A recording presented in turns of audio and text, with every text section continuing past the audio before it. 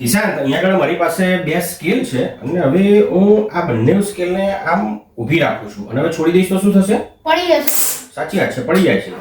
તો એવું કંઈ ના કહી શકાય કે આપણે આ બંને સ્કેલને આમ ઊભી રાખીએ છતાં પડી ના જાય અથવા તો આમની આમ જ ઊભી રહે?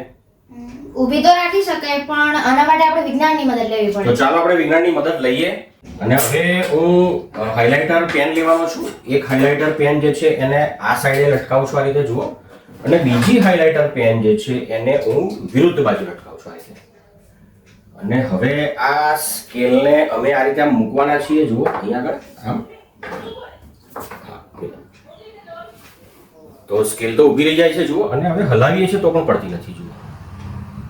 અહીં વચ્ચે ગેપ છે, જુઓ. આ બંને પડતી નથી. ઈશાન, આજે તો રાષ્ટ્રીય વિજ્ઞાન દિવસ છે. ચલો આપણે રાષ્ટ્રીય વિજ્ઞાન દિવસને યાદગાર બનાવીએ. તો હું આ નેશનલ સાયન્સ ડે નો ફ્લેગ જે છે એને અહીં ગોઠવી દઉં છું, ચાલો.